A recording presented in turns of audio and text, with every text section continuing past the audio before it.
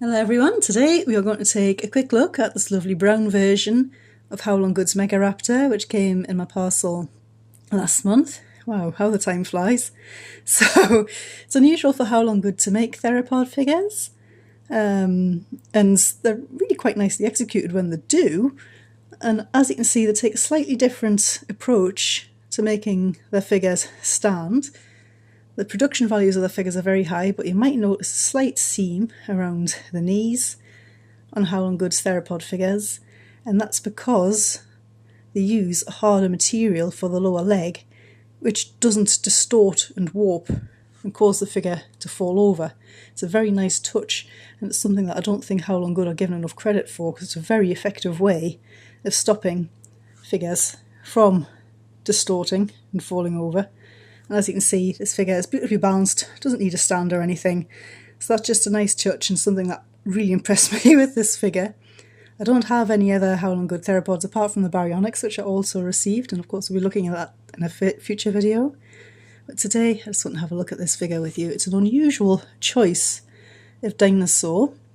Megaraptors, after which the whole family is named, are quite poorly known. For a long time it wasn't really understood what they are. They were found in the southern hemisphere quite exclusively, and when they were first found the remains were that fragmentary and they compromised of these massive great big claws that it was thought that they were members of the raptor family, hence the name Megaraptor. And of course this has now been shown not to be correct. They're not entirely sure what Megaraptors were related to. The current thinking is that they're actually a branch of the Tyrannosauroid family. As you can see, they're taking the opposite predatory tactic to the Tyrannosaurid relatives, and indeed most large theropod dinosaurs, because you tend to find that the larger the head, the smaller the arms.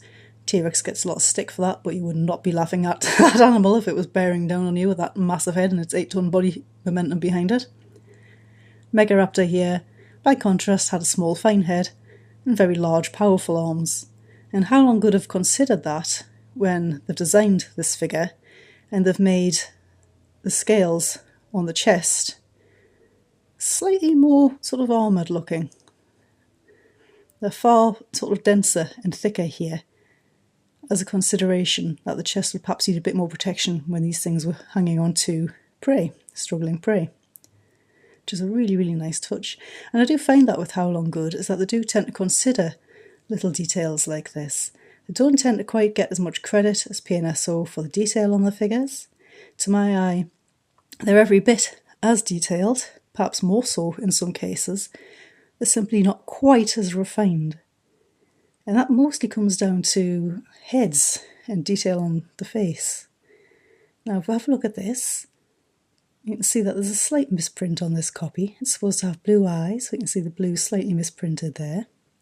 These are just very, very minor nitpicks with this figure, because to all intents and purposes the quality of these things is absolutely outstanding for the price of them.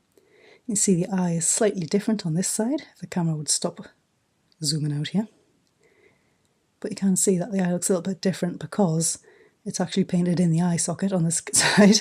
It's a slight bit of overspill from the rictus muscle of the jaw here, but that doesn't really detract from the figure at all. It kind of blends in quite nicely into the lower jaw.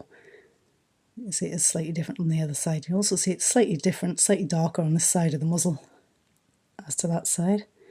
But these are really very, very, very minor nitpicks with what is a truly fantastic little figure. You can see how tiny this head is, and you see the jaw's articulated.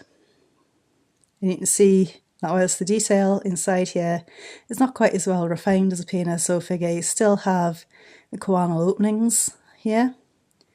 The teeth are very, very tiny, but they're pretty much individually painted. There's a tiny bit of overspill there. There's even detail on the tongue. And looking at it like this, you can really appreciate how fine the detail around the nostrils and along the skull is here.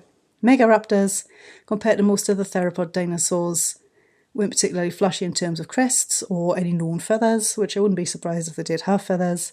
PNSO here have chosen to make their Megaraptor scaly, which is absolutely fine because there is nothing else known from them. And they've also chosen to give it some ornamental scales across the torso, across the back of the neck and down the hips, and I do wish my camera would stop focusing out here. It's very frustrating. I do apologise, everybody.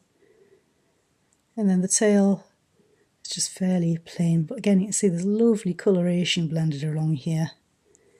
You see the whole body has a sort of satin sheen to it. You see there is also a grey version of this figure. PNSO tend to do 2 alternative colour versions at least, some figures they do 3. You can see how the browns and the beiges blend together very nicely, and also the darker colours down the hands. You can also see these quite sort of crocodilian scoots down the hands here. And these are copied across into the feet. Really, really nicely done. The claws are beautifully detailed, perfectly shaped. It's a really beautiful sculpt. It's a very dynamic pose, and the way it's sculpted, you've got a real sense of movement with it. There's even a slight curvature. The head's slightly off centre, as if the animal's bobbing along here. The head's bobbing as it runs. Really beautifully thought out. And when you look at these limbs as well, you can see that the calf muscle bulges more on the side where the leg's picked up and pushing forward, which is a really nice touch. So if it's a digital sculpt, they've not just completely copied and pasted everything, reversed it and mirrored it. And the same is true of the feet here as well. You see the pads on the feet here look quite relaxed and a little more bulged because the foot's lifted off the ground. Whereas here, they're spread out and splayed out and bearing the weight of the animal. That classic theropod footprint, absolutely brilliantly rendered here. Much finer detail on the underside. You do of course have cloacal vents. The skin detailing is exceedingly fine. Very, very fine little scales here. And again, there's quite sort of fine ripples in the skin along the musculature of the tail. Gives it a real sense of life and movement. It really is a beautifully done figure. If we can compare it, size comparison, the only thing I really got to compare to it size-wise at this scale is our small Italian sports car here. And of course, if we have Sue here, you can see how much larger she is than her smaller, probably relative, Megaraptor. I hope you've enjoyed having a quick look at this gorgeous Megaraptor with me, and I look forward to seeing you in the next video.